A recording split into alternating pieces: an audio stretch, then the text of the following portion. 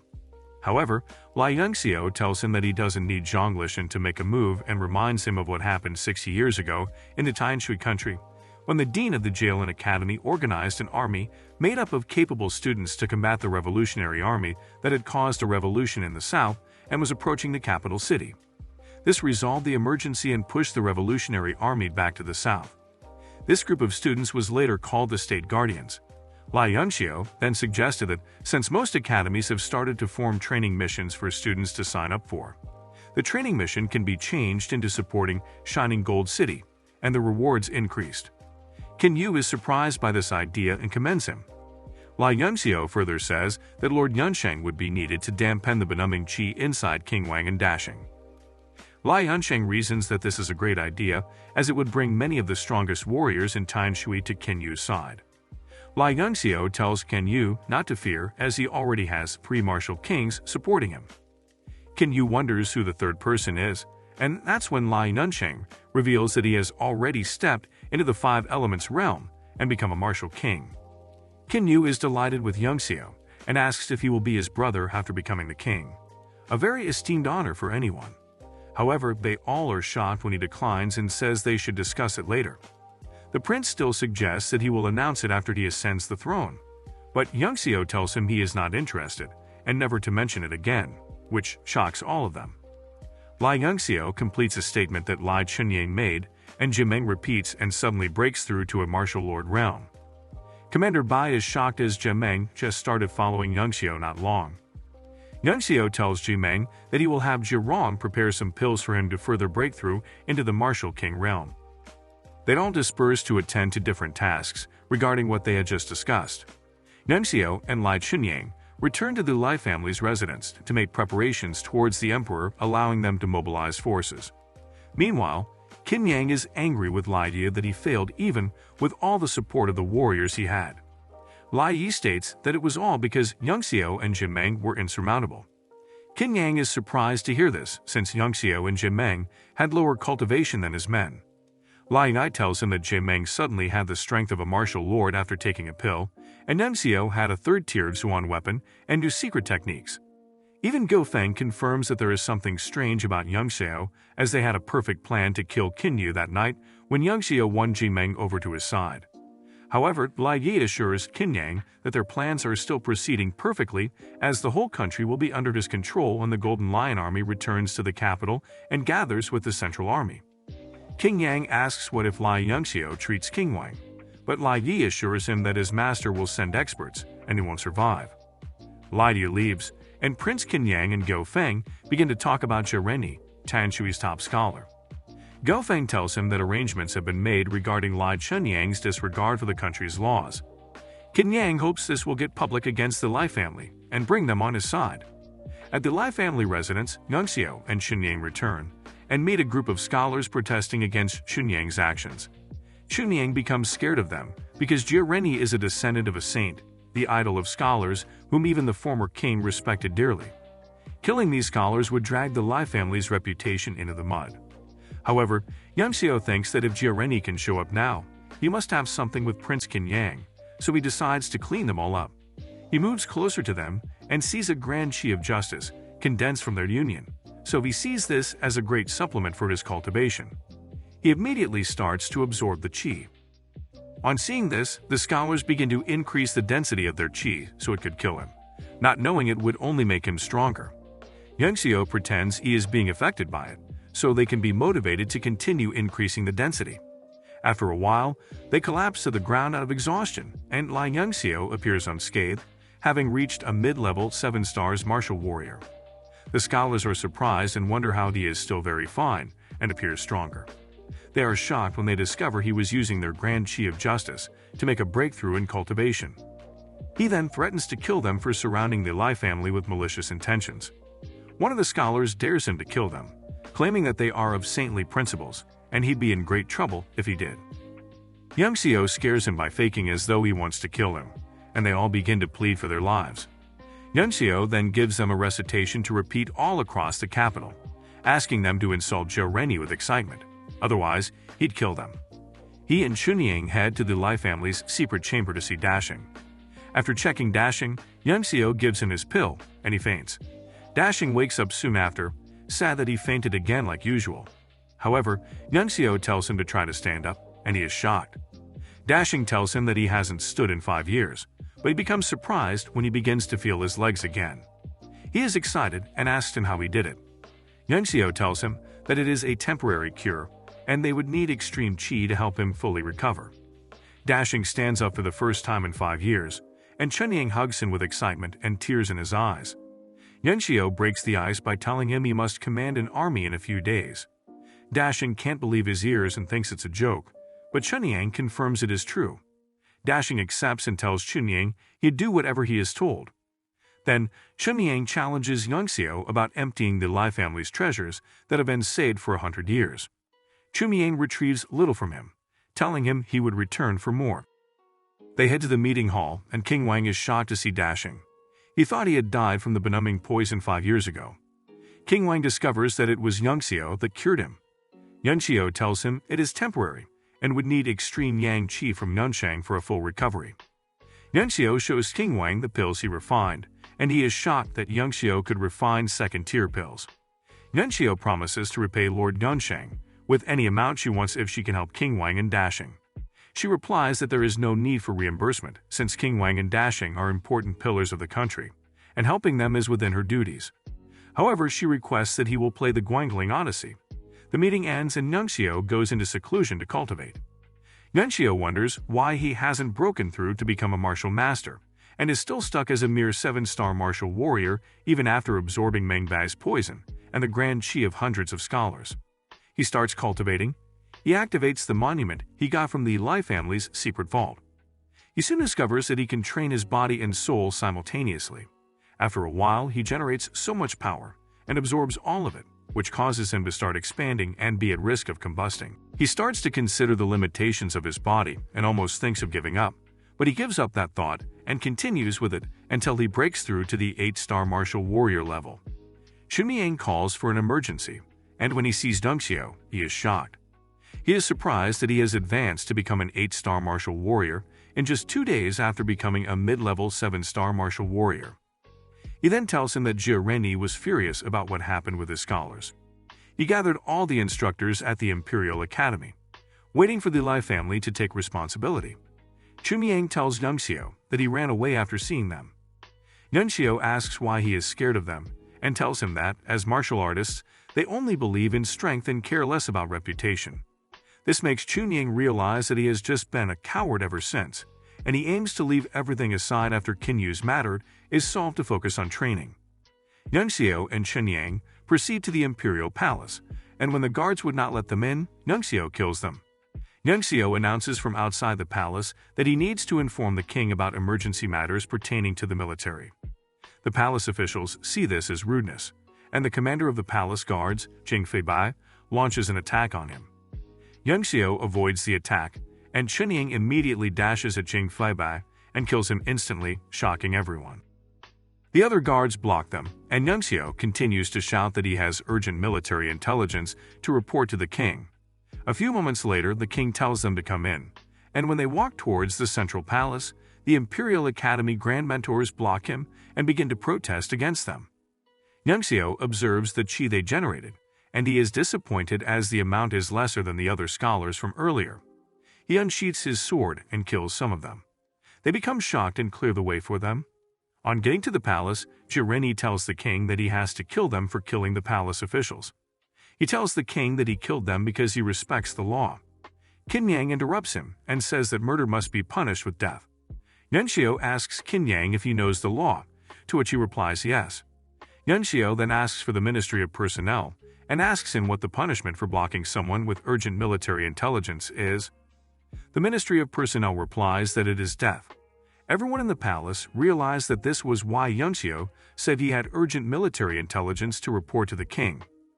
Yuanxiu justifies all his killings with the law, and even implicates Jie Renyi. Chunying is shocked at how he settled everything and wonders if this is really his grandson. The king punishes Jie Renyi's nephew and pardons Jie Renyi because of his accomplishments in the past. However, Yuanxiu doesn't accept and protests that the law should affect Jie Renyi too, as no one is above the law, even the prince. Jie Renyi accuses Yuanxiu of mocking the king's imperial pardon. He says Yuanxiu doesn't regard the king, and Yuanxiu declares that he doesn't. The entire officials present in the palace become shocked. However, Yuanxiu finds a way to maneuver himself out of a seeming offense and put all the blame on Jie Renyi's, saying Jie Renyi defied the imperial edict and sought to take the throne. Jirini gets very angry and soon falls and dies. On seeing this, Yongxio seeks forgiveness from the king since he has shown remorse with his death. The king pardons Jirini, and they carry his dead body out of the palace for a befitting funeral. The king then asks Yongxio about the urgent military intelligence he killed the guards for. Yongxio tells the king that they have lost Beitu town. The 100 Battles country has besieged Kunshan city, and reinforcements must be sent immediately. The king is shocked that this was the information they called urgent, as he was already aware of it. Qin Yang says Yongxio must be killed for killing the imperial officials over outdated information. The king tells Yongxio that Kunji city's army is enough to guard the city, so he thinks the reinforcement request is fake. Yongxio replies that the request could be true, and this could cause Tianshui to lose all its 13 cities.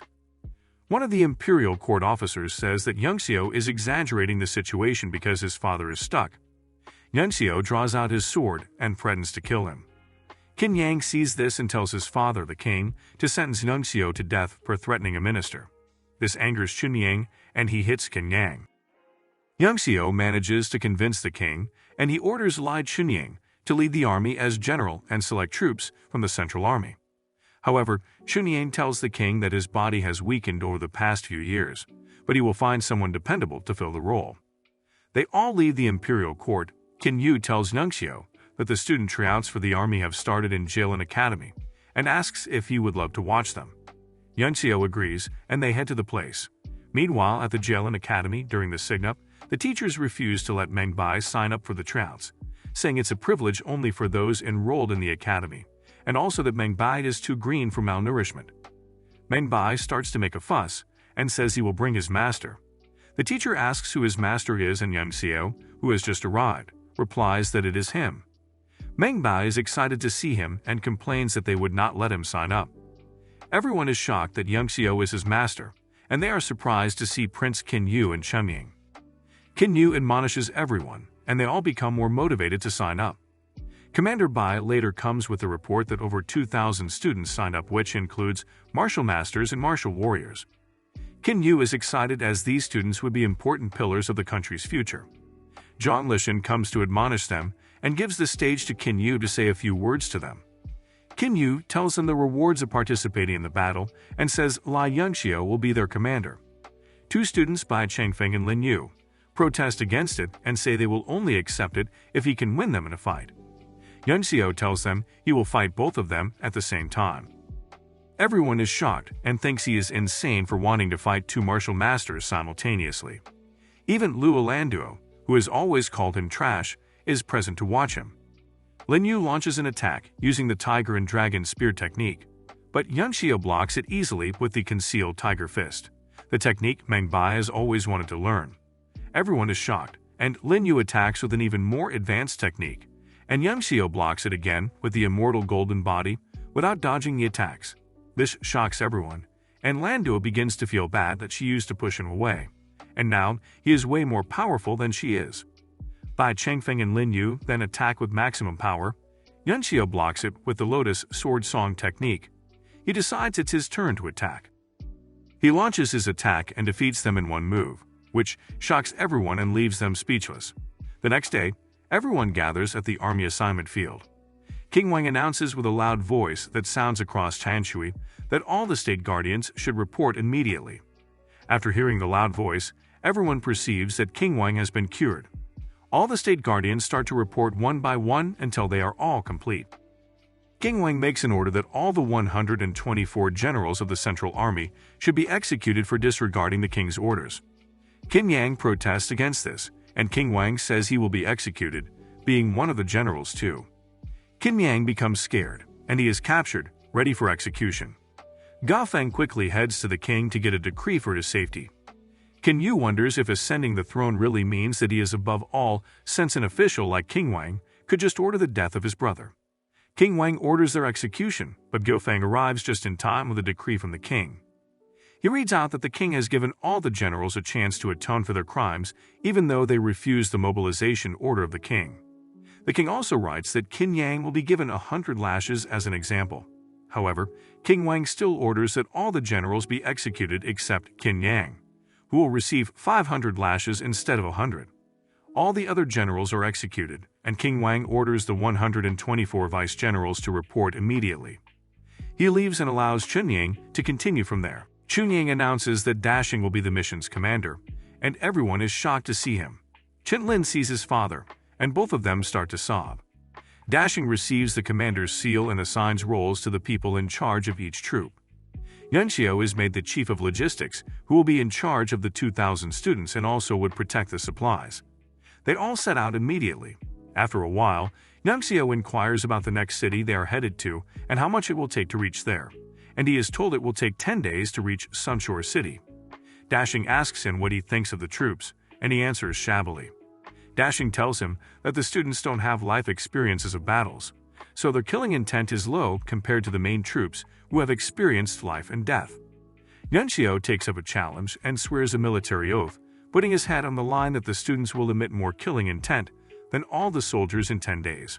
And if he wins, he will take up the position of commander-in-chief, while Dashing will do the odd jobs for him. He jumps off to join the vehicle containing the students. Dashing heads to the basement to meet Yunxing and King Wang. She tells him that the method Yunxiu gave her for their treatment is also helping her strengthen her extreme yang qi while suppressing the frost qi in their bodies. Dashing tells her not to bring that up as he will beat him till he's half crippled in 10 days, but King Wang tells him he won't get the chance to do that. Yunxiu tells his friends about the oath, and they tell him that it's not possible as killing intent is only increased in the face of real battles. Yunxiu tells them he will just make the students experience a real battle. He then commands that the students advance at full speed and arrive at Sunshore City in 4 days so that he can train them for the remaining 6 days. 3 days later, they arrive at the outskirts of Sunshore City at night, and all the students are exhausted from running for 3 days straight. Yunxiu draws a formation on the ground with Han Bai and Chen Zhen's help. He activates the formation and tells them it will help them become a true warrior in a short time. He heads back to the vehicle and sits down to start the training. He then sees his friends, Meng Bai and his sister, still in the vehicle. He stands up and pushes them out too. Chumeng decides to join too, but Yunxiu stops him as he has the cultivation of a martial lord, and his ocular skills can't control his mind, unlike the others. Zhirong recognizes the formation to be the Thousand Hallucinations formation. Yunxiu tells Chumeng to protect them while he and Zhirong cultivate. Meanwhile, in the forest, a student named Zhang Tao sees a beast wolf emerge from a tree, and it begins to chase him. He turns and tries to fight it, but the beast chops off one of his arms and runs away. Zhang Tao gets angry, chases the beast, and attempts to attack it, but it chops his second arm and runs away. He wonders why the beast did not kill him and ties up his wounds. He thinks that he won't be able to practice martial arts again and will not have the chance to get into Jilin Academy. He heads back home and sees his family molested and harassed by some men. He becomes angry and attempts to fight them, but they beat him up since he has lost 2 arms. While beating him, Zhang Tao becomes very angry and suddenly feels strong. His arms immediately grow out back, and he sees 2 swords in his hands. His killing intent rises and he starts to attack them viciously. The hallucination effect wears off, and all the students realize that they have been hallucinating. They all start to cry from the terrifying situations they all face in the hallucinations. The next day, the students begin cultivating, and 3 days later, the god-slaying finger condenses from their strong killing intent. Yunxiu decides to take a walk in the city while the students continue to train. He takes Zhirong, Meng Bai, and his sister with him. Chumeng admires Yunxiu for entering the 8-star martial warrior realm in a very short period. On getting to the gate of Sunshore City, the guards stop them and demand that they pay before they are allowed to enter. Zhirong protests against it, but the guard insists they pay.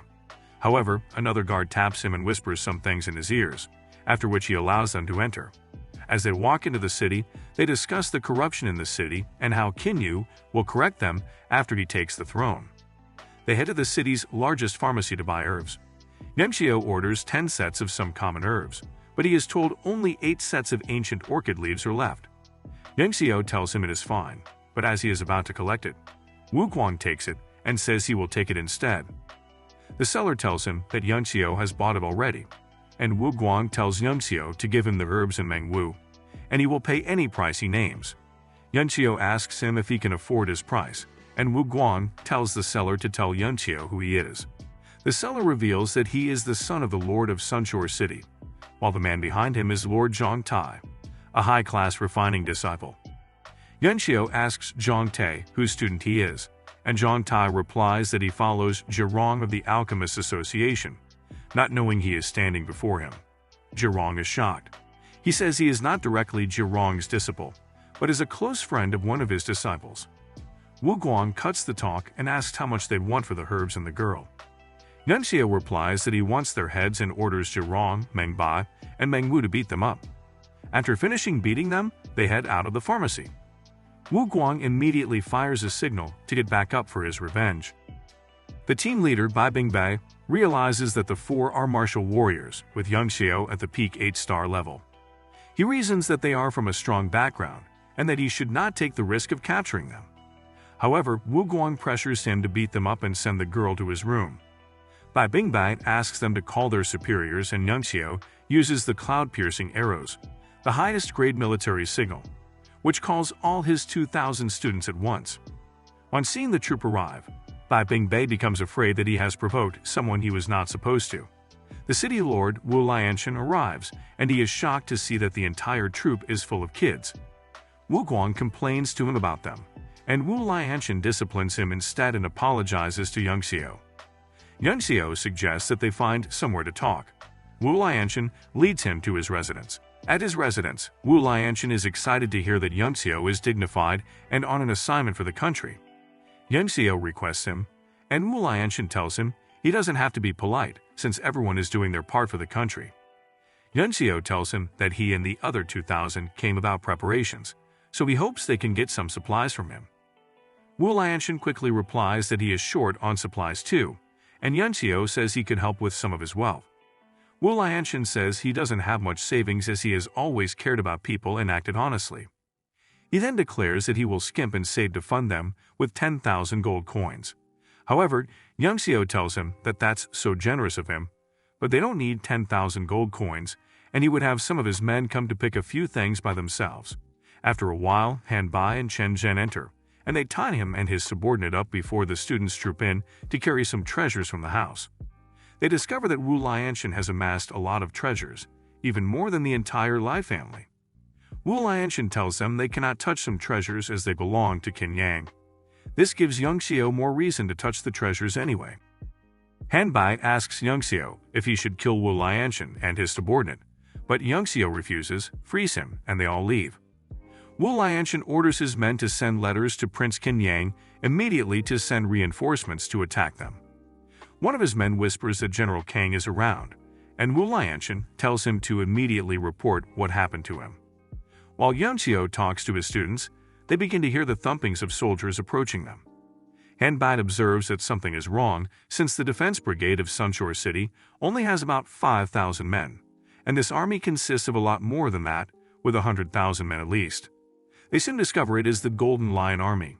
Kang Liken, the Golden Lion Army general, challenges them, but Yuanxiu mocks them for losing control over the Whitehead town, which angers Kang Liken. He sees Zhimeng, a martial lord, and wonders who they are. Zhimeng calls out to him, and Kang Liken recognizes him. He is shocked that Zhimeng has become a martial lord. He asks Zhimeng why they are robbing Wu Lianshan when they are all under Prince Qin Yang. But Zhimeng tells him that he is no longer serving the eldest prince. Yuanxiu tells Kang Liken that he is the head of logistics of the East Army advancing, and they came to gather supplies to which Wu Lianshan gladly gave all his worth. The Golden Lion Army had received information that the capital ordered the Central Army to rescue the Shining Gold City. However, Kang Liken wonders why they are this small. Soon, Lai Yi appears and whispers in Kang Liken's ears. Liken immediately orders that they capture them immediately and kill those that refuse. Yuanxiu orders his students to disperse and kill them off, and they start to slay many of the Golden Lion Army soldiers. Kang is shocked and wonders how there is an army that contains only martial warriors. However, he reasons that they won't be able to handle the 400,000 soldiers surrounding them. Yuanxiu then orders his students to get into formation, use the killing intent technique, and charge toward the south. The students enter formation immediately, and their killing intent condenses and attacks the Golden Lion Army. The Golden Lion Army tries to block it with their lion chi but fails. Lai Yi orders that they should target Yuanxiu first to break the formation. King Liken dashes toward Jinmeng while Lai Yue tells his accomplices to attack and kill Yangxiu. Yangxiu joins the student in charging toward the south, and the two martial lords of Lai Yi chase after him. They launch attacks on Yangxiu, but he uses the Golden Lion Army soldiers to shield himself. Lai Yi then orders the martial lords to attack Yangxiu's companions to lure him out. Guang, one of Lai Yu's martial lords, attacks Chang Feng and slashes him with his spear. Lin Yu quickly runs to meet him, and Yangxiu intervenes to combat Guang. Yangxiu tells Lin Yu to retreat and take Chang Feng to Zheron for treatment while he faces the enemy. Yangxiu and Guang begin to fight, and Yangxiu realizes that he might die at the pace of this fight. Yangxiu's students see Yangxiu holding off Guang alone, so they decide to assist him. They start to charge back toward Yangxiu and Guang, still using the killing intent technique.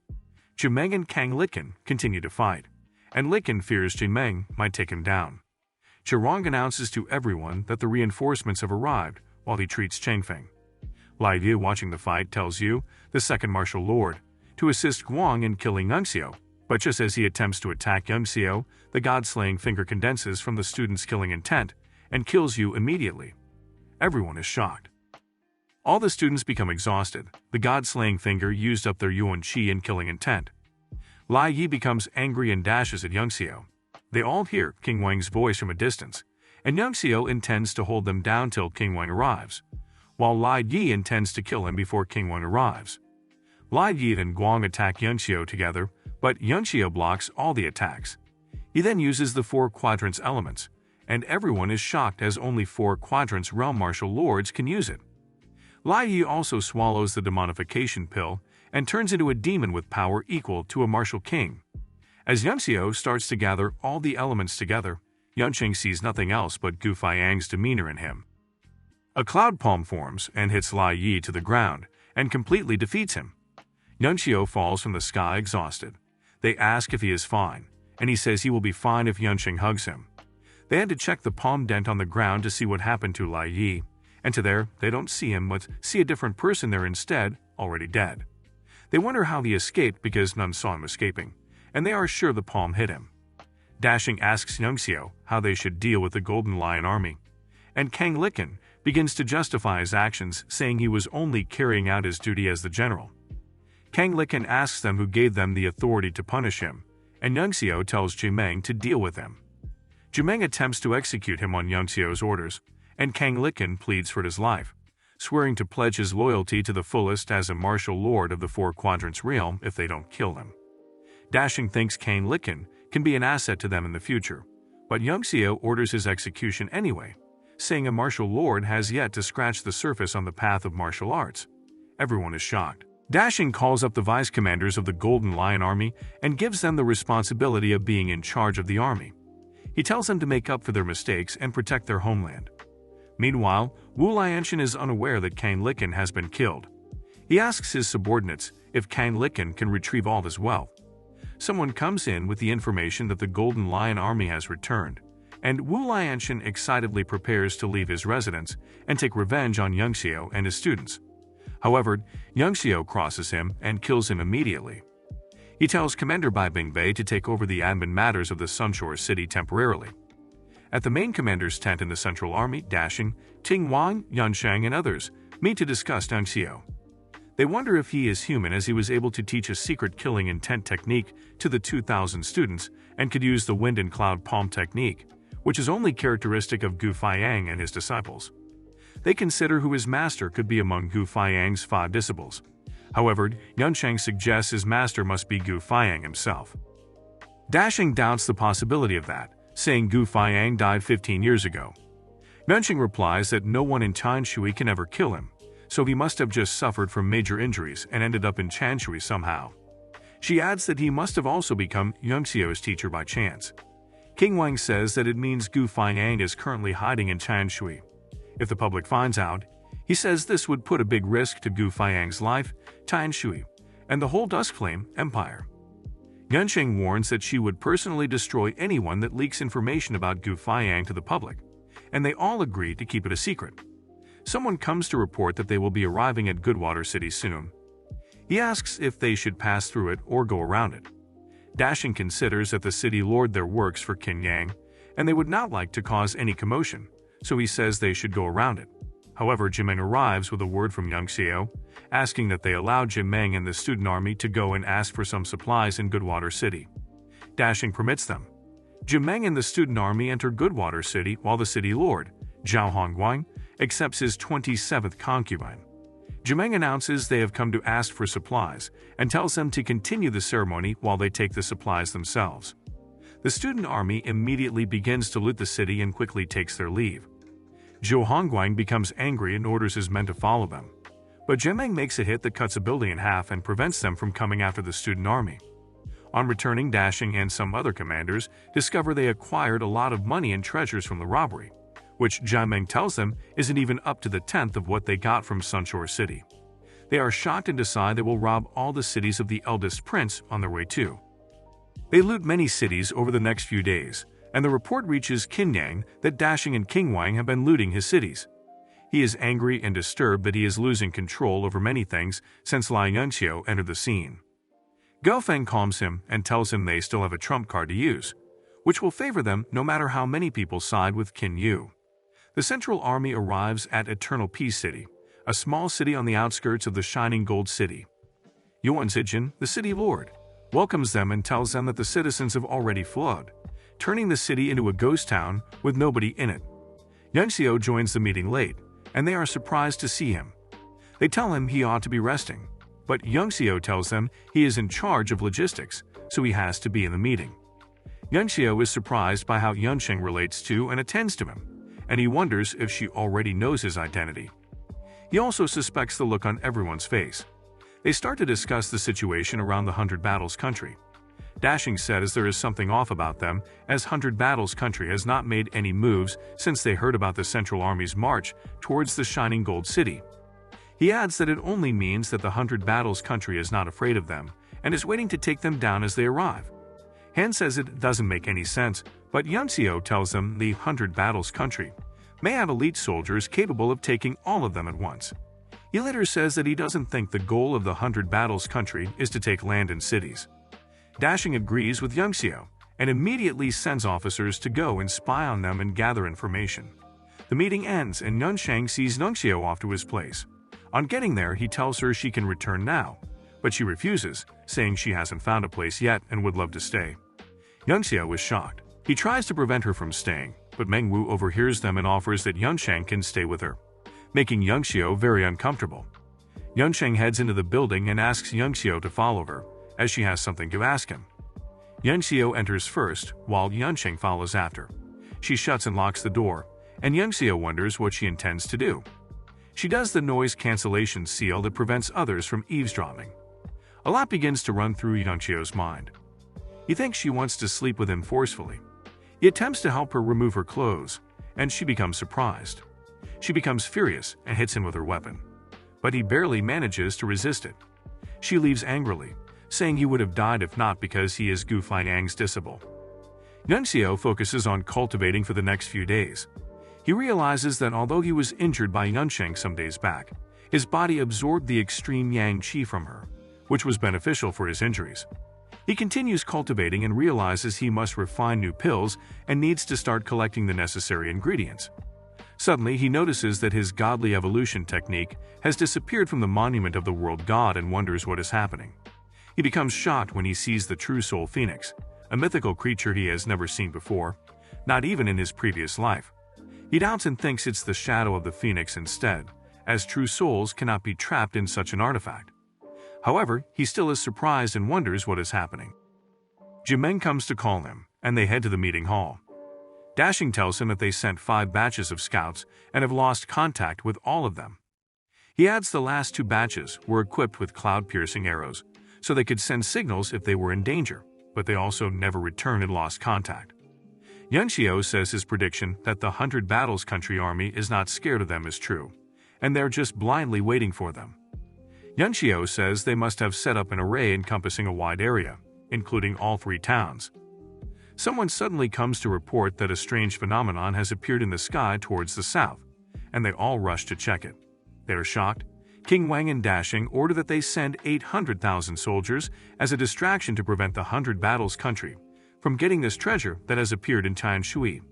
However, Yangxiu thinks they should approach cautiously, as the 100 Battles country definitely has something up their sleeves. He says they must scout the area again and offers to go alone. Yunsheng disagrees vehemently, and King Wang offers to follow him. However, Yunxiu objects, saying he needs to be with Yunsheng, so she can always suppress his poison for him. He says Jimeng should follow them instead, but Yunsheng still objects that he goes. He then uses the private sound transmission technique to communicate something to her, after which she calms. He and Jimeng head towards Soaring Phoenix Town, and on their way, Yangxiu uses the demon moon detection technique to scan the town. He discovers that the situation is more complex than he imagined, as there is no single living person in the whole town, and the corpses of the people are deformed. They realize that the town has been put under a barrier, which is why none of the signals of the scouts came out. They enter the town and see that all the citizens are dead. They discover that the deaths were not caused by humans, but by some monsters. Suddenly, first-tier monster nasal bugs appear and start to approach them. Yangxiu tells Jimeng that they are low in power, but make up for it in numbers. They can mass reproduce where corpses are numerous. This suggests why the 100 Battles country destroyed the town, to breed the monsters. They start to fight the bugs, and after a while, they eliminate all of them, and the strongest of the nasal bugs appear. Yangxiu and Jimeng then join forces and kill the bug quickly. Meanwhile, on Phoenix Mountain, some powerful guys are gathered together, including Yaxioshan, the one who injured King Wang. The least among these people is a martial lord. Will Yangxiu and Jimeng meet them? That'd really be dangerous. Previously, Jimeng and Yangxiu headed to the Soaring Phoenix Town to find out why the batches of scouts they sent disappeared without a trace. They discovered that some nasal bugs attacked the scouts, and they soon began to fight the nasal bugs too, until they killed all of them. Shi Pinghong, one of them, and a 4-star martial lord, discovers that the nasal bugs he placed at Soaring Phoenix Town have been killed. He leaves on his mystic cloud-shaking thunder roar to find out who badged in. On getting to the root of the Phoenix Mountains, he sees Yangxiu and Jimeng, a 9-star martial warrior and 2-star martial lord, respectively, and he is shocked. He was expecting to meet some more powerful guys. Well, he is about to find out who they really are. You know how Yangxiu is, he insults him, and Shi Pinghong gets angry. Yangxiu is delighted to see the mystic cloud-shaking thunder roar as it came just in time he needed it. He tells Jimeng to handle Shi Pinghong while he faces the beast. Shi Pinghong thinks this is ridiculous, as the beast is on the level of a martial king, and Yangxiu is just a kid at the martial warrior level. Jimeng launches an attack on Shi Pinghong, and they begin to fight. The beast prepares to attack Yangxiu, but sits down and begins cultivating. He plays a song for the beast, and uses the demon moon technique to control its souls. Meanwhile, Shi Pinghong is shocked at how Jimeng, a 2-star martial lord, is on par with him, a 4-star martial lord. He turns to call the beast to finish up with Yangxiu quickly and come and help him. However, he is shocked to see Yangxiu patting its head. The beast is his most powerful asset and trump card, into which he has invested his all. And now he wonders why the beast is not responding to his calls. He summons all his power and attacks Jimeng with the thunder-shaking Jade Flash Strike technique, but Jimeng blocks it with the Peach Blossom Sword intent, and he is shocked. He wonders how Jimeng, who is obviously at a lower rank than he is, managed to defeat him. Shi Pinghong continues to call on the beast, but it doesn't answer him as it plays with Yangxiu. Shi Pinghong attempts to escape to get his guys to come to deal with them. However, Jimeng kills him with his favorite sword technique, Lotus Sword Song. Jimeng is shocked at his progress in such a short time of following Yangxiu. Yangxiu commends his move, and Jimeng is surprised that Yangxiu already took care of a 5th-tier beast. They both mount the beast, and it takes them into the mountains. They meet Sun Sidumai and Lai Wenqi on their way. They wonder how Yangxiu, a martial warrior, and Jimeng, a martial lord, tamed the beast. Lai Yangxiu does his thing again. He insults them. They get angry and launch an attack. Lai Wenqi tells Sun Sidumai to capture the beast, as it is a high-quality restorative that could boost their powers. Sun Sidumai faces the beast and entraps it in her Decennium Bane water ring. Lai Wenqi turns into a demon using the demonification technique, which shocks Yangxiu and Jimeng. Yangxiu reasons that taking 2 martial kings simultaneously will be difficult, so he gives Jimeng an origin blasting pill to enhance his strength. This pill will cause him to lose his ability to fight for a while after the battle, but he has no choice since they are in an extremely dangerous situation.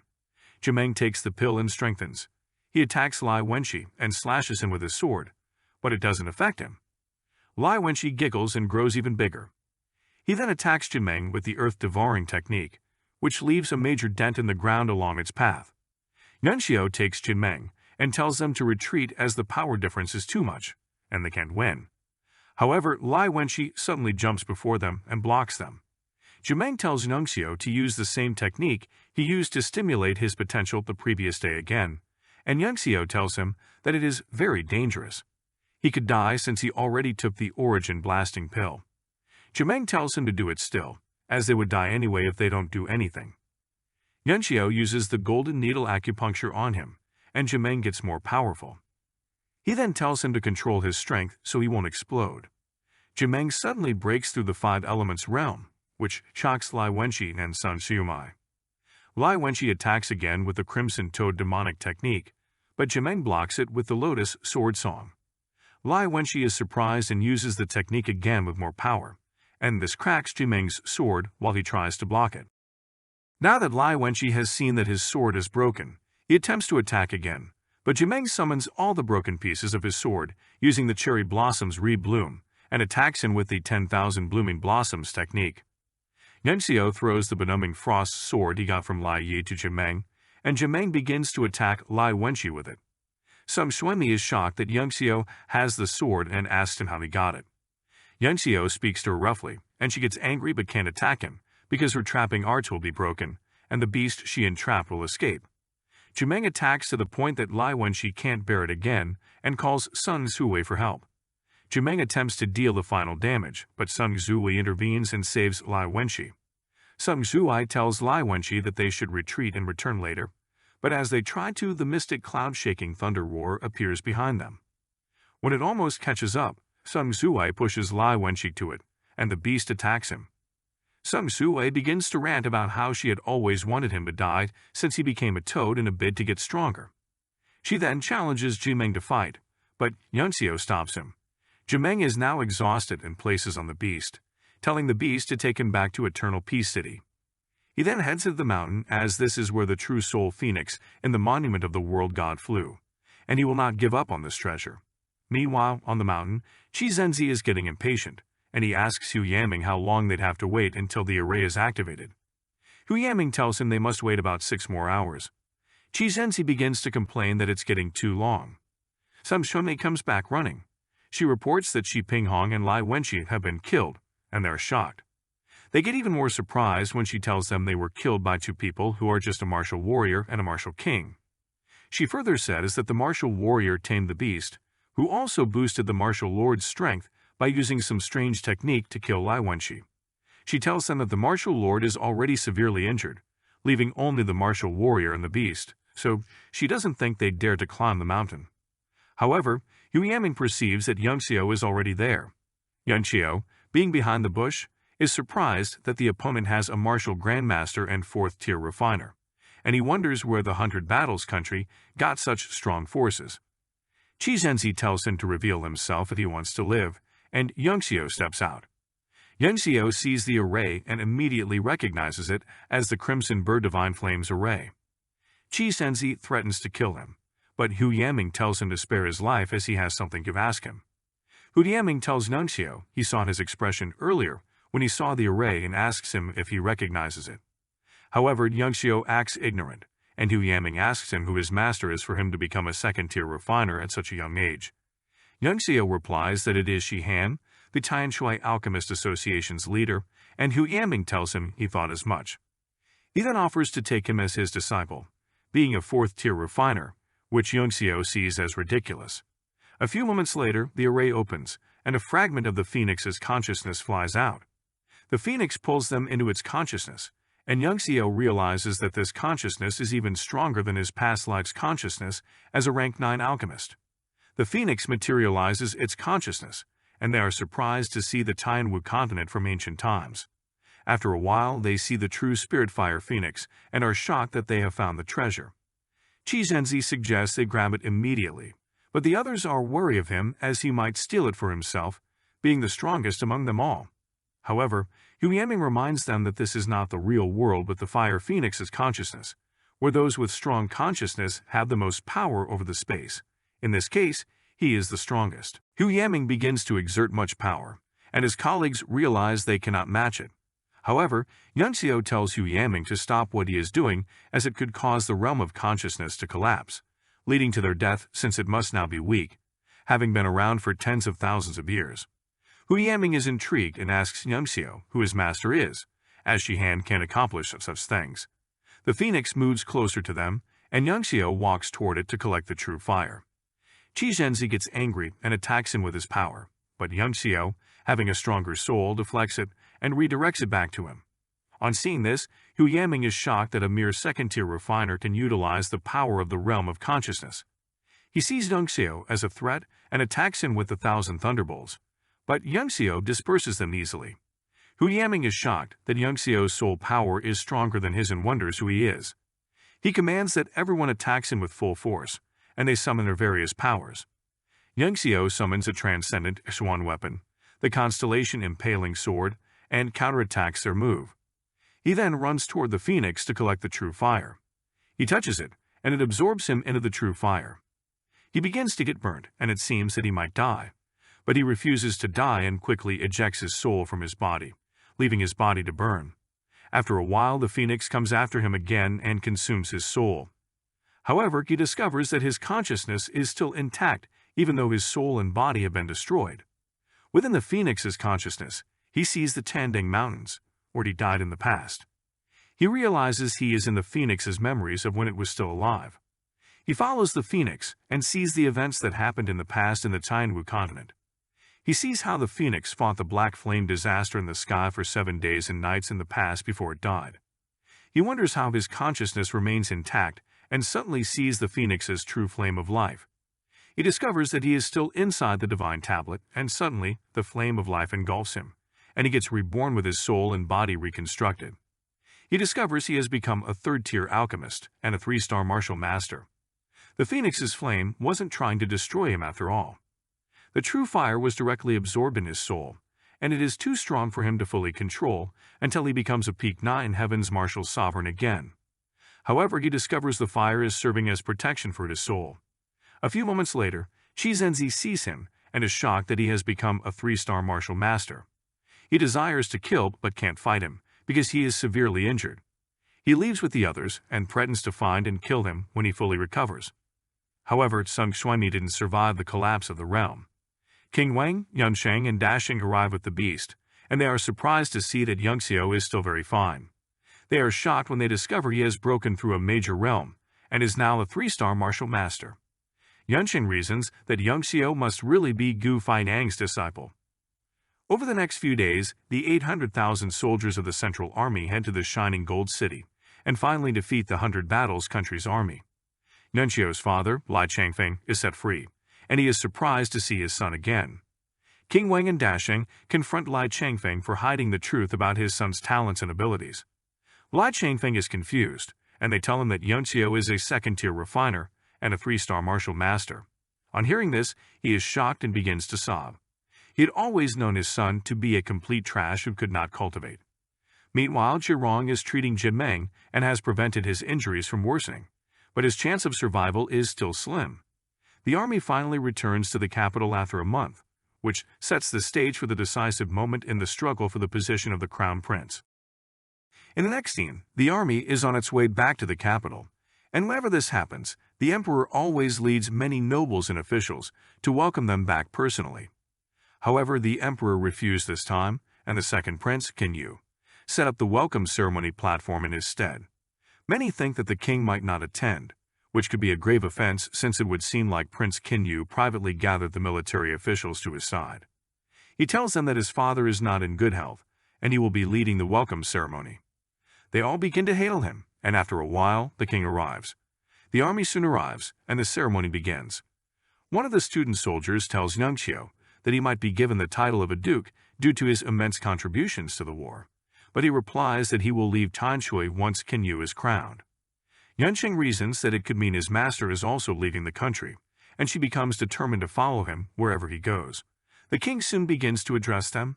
He tells them he will announce the heir to the throne, and Qin Yu quickly interrupts, fearing that his father might crown Qin Yang. He asks his father 3 questions to prove that he qualifies to rule over Tanshui.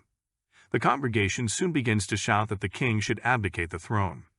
One of the officials accuses Qin Yu of trying to start a revolution, and Qin Yu replies that his father has done so much already and should be taking care of his health now, while his most excellent son takes over the affairs of the country. The official confronts him about who would believe him, and he asks who dares not to. Someone responds in the congregation, and they all see that Lord Kingfin and Lord Shihan have just arrived with some other powerful guys, including a 4th-tier refiner, a martial grandmaster, and one of Yang Di's disciples. Shihan introduces all of them to the king, and everyone is shocked that such powerful guys are in Chanshui all at once. Qin Yu fears that his chance of being crowned is now threatened. The king discovers that Kingfin and Shihan have broken through to the 4th-tier refiner realm and is shocked. They tell him that Lord Yangxiu helped them achieve it when they thought they could not progress further. Everyone is surprised that there is such a master in the land, and they wonder who Lord Yangxiu is. After a while, Yangxiu steps out, and everyone is shocked that he is the Lord Yangxiu they are referring to. Lai Chenying, his grandfather, quickly cautions him and apologizes to the king on his behalf, thinking he is just joking around. Yangxiu turns around and prepares to return, but Kingfin and Shihan quickly run to stop him. They affirm that Yangxiu is the person they are referring to as they appreciate him for his guidance. Lai Chenying is shocked, along with everyone else. Yuan Hao refuses to believe and thinks this is ridiculous. Some Zhengzong tells Yuan Hao that this is the kid he was referring to that forged his 2nd-tier alchemist badge.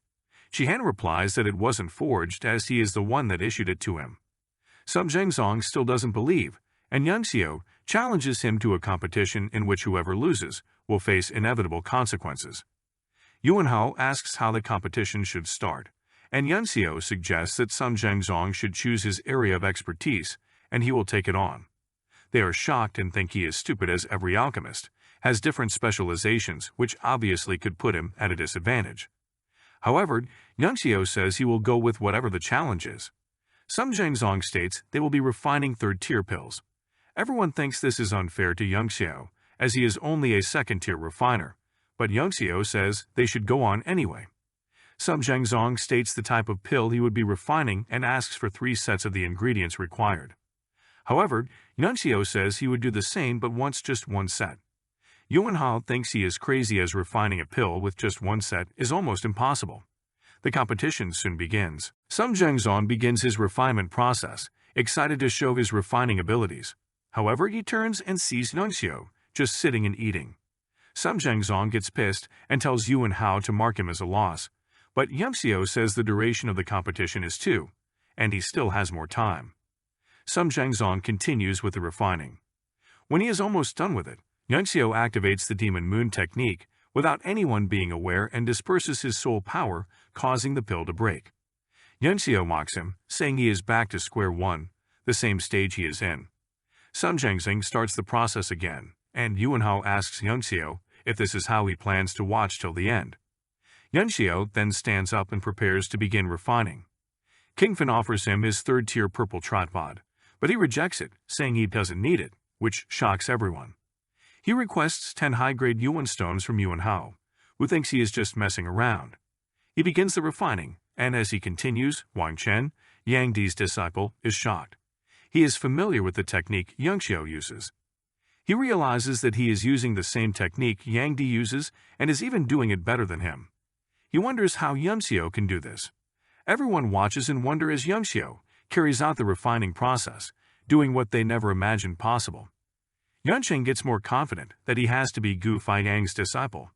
After a while, Sun Zhengzong successfully refines a peak 8-turn body pill while Yangxiu is still on it. Sun Zhengzong celebrates his success while Yangxiu still refines the pill and is now at 7 turns. Yuan Hao was surprised that Yangxiu could refine a body pill to 7 turns without using a pill tripod at such a young age.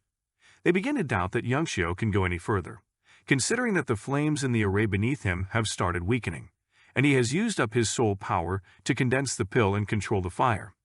Suddenly, Yangxiu uses the Yuan Qi flames to increase the body pill's tier forcibly, and they all get shocked when he reaches 8 turns. Yunxiu reaches the limit of what the true chi of a 3-star martial master can do, and he decides to test the phoenix's true fire. Everyone wonders what kind of flames he is using now. After a while, Yunxiu finally refines the pill, and it shocks everyone. Yuanhao is disturbed by how a youth could do what he hasn't been able to figure out for years: the ability to invoke the power of the heavens and use the thunderbolts to condense pills. Yuanhao analyzes the pills both made and discovers that Yunxiu's own is unique. He asks him about it, but Yunxiu tells him he doesn't know either, as this is his first time refining a 3rd-tier pill. Yuanhao declares Yunxiu as the winner, having refined a quasi-4th-tier pill. Some Zhengzong protests and accuses Yuanhao of conspiring with Yunxiu. Yuanhao gets angry and forces him to admit defeat, kneel and kowtow 3 times as the punishment for losing, as they had discussed since the beginning. Some Zhengzong refuses to kneel, but Yuanhao orders Su Xiang to force him to. Then Yunxiu begins to force him to kowtow using his powers to control him. Being controlled by Yunxiu, some Zhengzong hits his head on the ground 2 times, and while Yunxiu attempts to control him the 3rd time, Lai Chunyang tells him to stop, as he was the one who kept dashing alive throughout the years he was poisoned. Yunxiu kicks him off the welcome platform. Yuanhao awards Yunxiu a 3rd-tier badge. Wang Chen commends him and tells him he'd love to learn from him. Yunxiu asks him about Yang Di in a casual manner, and he is shocked. Wang Chen thought he was Zheng Ruyun's disciple, so he should respectfully address Yang Di.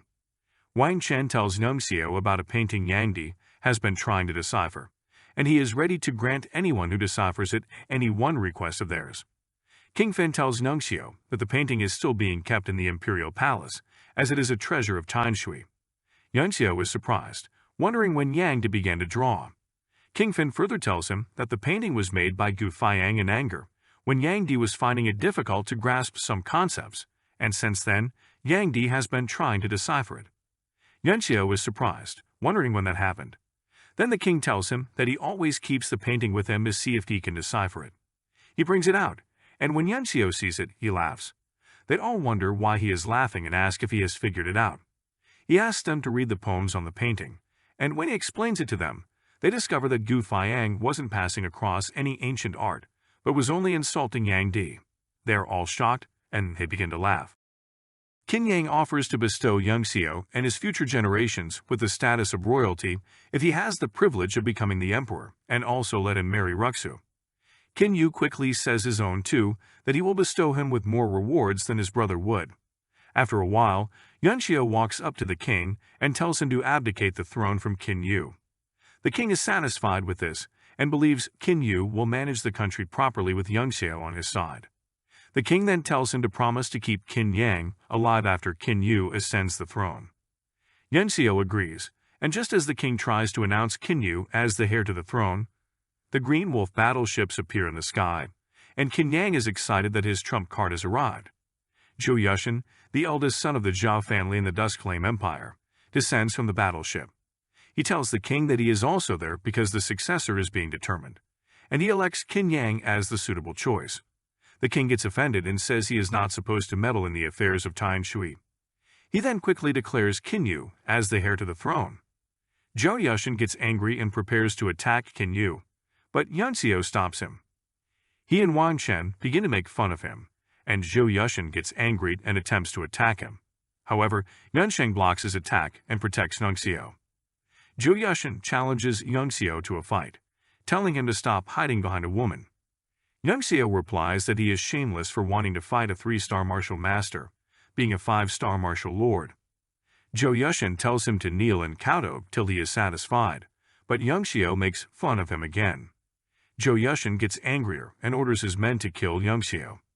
Yunsheng launches an attack, but her martial king opponent grabs her blade and numbs her arms. Lai Chunyang, also a martial king, tries to attack the martial king, but the martial king, being more powerful, deflects his attack and sends it to King Wang. King Wang, an 8-star martial king, launches an attack, and the place explodes. Then Yuanhao orders Su Xiang, a martial brandmaster, to attack. However, Yunxiu interrupts and accepts the challenge to fight Zhou Yushan. He says it would take place in 3 months, and Zhou Yushan should choose a location. Munsheng tries to caution him as Zhou Yushin is a 5-star martial lord. However, Yang Xiu doesn't listen. Zhou Yushin tells him he will make him kneel in kowtow to spare his life, and also says that if Yang Xiu loses, he will have Yunsheng. Yang Xiu wonders how his losing or winning relates to having Yunsheng, and Zhou Yushin replies that he can tell from her worry the other time that she likes Yang Xiu. Yunsheng gets embarrassed and attacks Zhou Yushin, but Su Qiang blocks her and tells her to stop. Zhou Yushin makes his way back to the battleship, and he sees Ruxu. He draws her to himself with his powers, and tells them she will go with him to quench his thirst first. Yang Xiu gets angry and launches an attack with the Lotus Sword Sun. He evades Zhou Yushin's martial king and heads toward Zhou Yushin to save Ruxu. He takes her from his hand and injures him in the process. Zhou Yushin calls on one of his men, Hong Ling, to attack Yang Xiu. Hong Ling attacks and captures Yang Xiu with some fabric, grabbing Ruxu. Yang Xiu vows to kill Zhou Yushin and his entire family, from the eldest to the youngest, if he lays his hand on Ruxu. Zhou Yushin orders Hong Ling to attack, but he leaves him, and the battleship flies off. Yang Xiu is pissed with Su Qiang, as he was the only one strong enough to save Ruxu, but chose not to. Yang Xiu gives his privilege to request anything from Yang Di to Wang Chen, and demands that the Wang family will protect Ruxu by all means for the next 3 months. Everyone is shocked that he is giving such a great privilege away just to save Ruxu. Wang Chen is shocked and immediately heads to get it done. The king tells everyone that the crowning ceremony will begin in 3 days for the new heir. He then orders that they capture Qin Yang and lock him up. Qin Yu has finally achieved his dream. Later, Qin Yu and Bai Mu discuss the situation's development in the country regarding the upcoming crowning ceremony. As they discuss, Qin Yu reveals his concerns about Yang Xiu. He fears Yang Xiu will become so powerful and threaten him in the future, so he thinks of getting rid of him, but he does not have the power or the guts to do so. He tells Bai Mu to use divination, like she used the previous time to find out if he would be a threat in the future. Divination is a secret art that harms one's yuan energy. However, Bai Mu chooses to do it still because she loves him. She begins the divination procedure and soon gets affected by it. She tells Qin Yu that she couldn't see anything, and that if she continued, she could die. Bai Mu says that her master once said that some people have souls that were once constellations that are very difficult to see through. She wonders if Yang Xiu has a divine fate, and the king overhears and suddenly replies that he doesn't have anything to worry about if Yang Xiu really has a divine fate. He appears in a wheelchair being pushed by Kingfin. Qin Yu becomes worried that he is screwed since he thought ill of Yang Xiu, and Kingfin strongly supports Yang Xiu.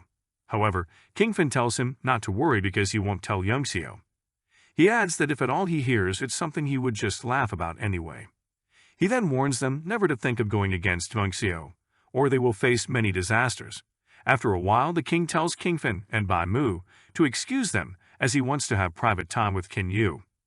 Qin Yu leaves the palace some hours later, and Kingfin and Bai Mu meet him. He tells them that the king has died. The next day, Qin Yu ascends to the throne and grants the court officials rewards. He grants Yang Xiu the title of Prince Wucheng and gives him the ownership of the most prosperous city in Tianshui, the Martial Flame City. The court protests against this and accuses Qin Yu of abuse of power, but he stands by his decree and silences them. However, Yang Xiu goes into seclusion for 7 days. After 7 days, Yunsheng, Kingfin, and Lai Chenyang get concerned and decide to check on him, wondering if he is training so much because of his duel with Zhou Yushin. Yang Xiu comes out of seclusion as a 4-star martial master. He tells them he is not worried about Zhou Yushin and would just beat him and save Ruxu. He gives Chuning a list of some ingredients to get for his father so he can cultivate, and he gives him another list that contains very rare ingredients he wants to use in curing Jinmeng. He is told about the 1,000 Treasures auction coming up the next day, and Yang Xiu is surprised and sees it as an opportunity to get some great items. He then tells Kingfin to lend him his refinement room so he can refine his sword. On getting to the Alchemist Association, Shihan is excited to see Yang Xiu and drops everything he does to attend to him. In the refinement room, Yang Xiu begins to refine his sword. He erases all the arrays and seals and attempts to raise the weapon from 1st tier straight to 3rd tier, which amazes Shihan and Kingfin. After a while, he finishes the refinement, and after Shihan and Kingfin analyze it, they discover that the refinement still needs to be completed. Yang Xiu tells them it is an incomplete sword. He originally planned to refine it into a 3rd tier Xuan weapon. However, when he discovers that the Thousand Treasures auction will be held soon, he plans to get some suitable materials and refine it to quasi-fourth tier. They are surprised that he refined an incomplete sword, so he can continue later and ask if it won't affect the quality of the sword. He replies that it would have affected it if he wanted to boost it by a tier. But since it is a boost from third tier to quasi-fourth tier, it won't. The next day, Young Xiao prepares to head to the martial flame city, and Qin Yu sees him off to the capital's gates. Qin Yu sends a team of state guardians to accompany Young Xiao on his journey. King Wang tells Qin Yu to care for Bai Mu since she has decided to follow him. However, Young Xiao starts to talk about her divination. He tells her not to try it rashly on someone powerful, as it can backlash and shatter her meridians. He also tells her about one of her sex elders who got crippled in the past because he used divination on someone he shouldn't have. Bai Mu is surprised and wonders how Young Xiao discovered that she used divination on him and how he knows about her sect. Young Xiao soon takes his leave while everyone hails him. On their way, the 2,000-student army crosses them, and Bai Chengfeng requests that he take them along to the martial flame city. Young Xiao replies that he is only going because of the Thousand Treasures auction and has no plans to remain there as the city lord. He also tells him that the students have not yet graduated, so they can't follow him. However, Yunxing speaks on their behalf, saying they are better off with him than learning alone in the academy. The students start to celebrate that they will be allowed to follow Young Xiao. Luo Landuo, also among the students, desires to meet Young Xiao again, but has to keep rushing forward on the path of martial arts. Young Xiao yells at them, still stating that he is only going for the auction and not for war. Chu Miang, Dashing, and King Wang then tell him that the students have a lot of potentials and could be trained to become the strongest army in Tianwu, and could be an entity on par with the Heaven Gathering sect. Yuan Xiao sees this as a great idea, as they would form a strong force backing him. He then accepts to lead them and calls them Heaven's Core. At the Martial Flame City's City Lord's residence, Young Xiao demands the city's financial reports, and the Chief of Records, who is Ishi, explains how the city's finances are distributed. Young Xiao discovers that the past city lords have been exploiting the city's resources, and tells his dad they need to track them down and retrieve all the stolen resources. Wizishi tries to stop him as the past city lord has powerful backing, but Young Xiao doesn't listen. After his father leaves on the mission to retrieve all the resources, Young Xiao makes Wizishi the vice city lord and tells him he will handle all the city's affairs except the finance. He then takes his leave and heads for the Thousand Treasures auction. On getting to the Thousand Treasures tower, they meet a seller selling a second-tier windbreak poisonous weasel egg. Zhirong is shocked to see such a rare item, but Young Xiao says it's just a regular green demon beast egg. The seller just made it look attractive with the crystal box used in displaying it. Young Xiao also says that the second-tier egg is nearly dead and would benefit Meng Bai if cooked and eaten.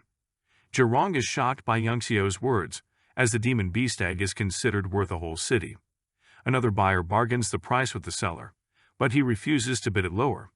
The buyer buys it anyway and says he uses his life savings. Zhirong interrupts, saying the vitality of the egg is weakening and it may die within a month. The other buyer is shocked and quickly takes back his money. Zhirong further reveals that the purple stripes will show on the egg's surface if he removes the crystal box, signaling that the egg is dying. He says all these as instructed by Young Xiao. The seller refuses to agree and accuses him of just making it all up, but Zhirong shows him his badge as a second-tier refiner. The other buyer leaves angrily and Young Xiao offers to buy the egg, though knowing it is dying. They negotiate the price, and after much bargaining, Young Xiao buys the egg at a ridiculous price compared with the original price. He tells Meng Bai that he bought it so he can eat it as its toxins will benefit him, and Meng Bai becomes sad. Young Xiao then brings out another demon beast egg that he got from Shi Pinghong and gives it to Meng Wu. He tells her he will teach her how to tame the beasts later so she can freely travel in the Dust Flame Empire. Soon, they see another seller selling soul fruit. Young Xiao challenges the seller by asking for the name of the fruit, and the seller admits that he doesn't know. He, however, says that he saw a third-tier scaled python and a third-tier blood-striped tiger fight to the death for it, so he believes it must be a great treasure. Young Xiao offers to buy the fruit and the teeth of the blood-striped tiger and asks for the price. Young Xiao assures the seller not to be nervous as they are in the Thousand Treasure, but he tells Young Xiao that there are many hungry wolves amongst the crowd, ready to take from you if they see you have a lot of wealth and aren't very strong. Yunxiao also has been observing different eyes staring at him, and he wonders if these are the so-called hungry wolves the seller is referring to. Yunxiao pays for the items, and Zhirong calls his attention to the people staring, but Yunxiao tells him to ignore them. Meng Bai suddenly comes running. He tells Yunxiao that Chen Zhen and Han Bai, his friends, seem to be in conflict with someone, and Yunxiao follows him to check what's happening. Chen Zhen tells him that they found some 100 pattern hydrangeas, but some people came to bully them on it. Yunxiao reasons that this is the main ingredient of the pills for treating Jimeng, so he asks them where it is, and they tell him that some guys have taken it already. The seller says the bully hasn't paid, and Yunxiao immediately pays. However, the seller tells him the item is with the bully, and Yunxiao tells him not to worry as he will get it from himself. Yunxiao faces the bully and attacks him, making a slash at him with his sword. The bully's men see this and begin to attack Yunxiao, but he kills some of them instantly. One of the bully's men, a martial lord, attacks and Yunxiao quickly calls Commander Han to help him. Commander Han, the commander of Team 1 of the Martial Flame City's defense, quickly appears and blocks the attack. He wonders how Yunxiao knew he was around though. The bully identifies himself as Xingyang Ji, the Dusk Flame Empire Xingyang family's heir. Yunxiao says he doesn't know who that is, and he tells Commander Hong to face the martial lord while he faces the others. Meanwhile, Man Yu and Ding Linger are watching the fight. Man Yu says he has been following Yunxiao since he entered the 1,000 Treasures auction. He adds that Yunxiao would have discovered if he hadn't hidden well. He commends Yunxiao's talents and achievements at such a young age. Man Yu decides to stop the fight as killing Xingyang Ji could cause a lot of trouble for Yunxiao, since the Xingyang's family ancestors are an elder of the Heaven Gathering sect. Man Yu interrupts the fight and tells Yunxiao to let Xingyang Ji go. Yunxiao mentions that the person following him has finally shown himself. Man Yu is shocked and wonders how Yunxiao noticed him even though he tried to hide. Yunxiao says he is not ready for a chat and attempts to continue fighting, but Man Yu stops him. Yunxiao tells him that saving Xingyang Ji means making himself an enemy. Xingyang Ji will still return to attempt to kill him, and one of the ingredients he needs is still in his possession. Yunxiao prepares to leave, and Man Yu tells him his lady, Ding Linger, wants to speak with him. Ding Linger appears and tells him she will settle it if Xingyang Ji returns. Xingyang Ji returns with Cheng Feiji, from one of the 4 great families in the Dusk Flame Empire. Ding Linger tries to resolve the issue, but Cheng Feiji demands that Yunxiao kowtows 10 times, trashes his danchan, chops off his arms, and kneels at the auction's entrance until he decides to spare him. Yunxiao laughs at his words and uses the cloud-piercing arrows to call for reinforcement. Cheng Feiji mocks him that no matter how many soldiers he calls, there are not enough to handle him and his men. He boasts that he can kill 10,000 regular soldiers without stress. His men also laugh at Yunxiao and threaten to crack his head open. Soon the student army, now Heaven's Core, arrives with the first unit of the State Guardians, King Wang, Chunyang, and Yunsheng. On seeing them and the student army's killing intent, Cheng Feiji and his men become scared and wonder how such a young lord has so many powerful subordinates. Following Yunxiao's order, they start to kill everyone. Cheng Feiji starts to threaten them that he is from the Cheng family, a very powerful family in the Dusk Flame Empire, but nobody listens to him, and the killings continue. Ding Linger tries to stop them, saying that killing Cheng Feiji will bring disaster to the whole of Tianshui. However, Yunxiao is not bothered and says he doesn't mind erasing the entire Cheng family from the Dusk Flame Empire. Ding Linger is shocked and wonders who he is.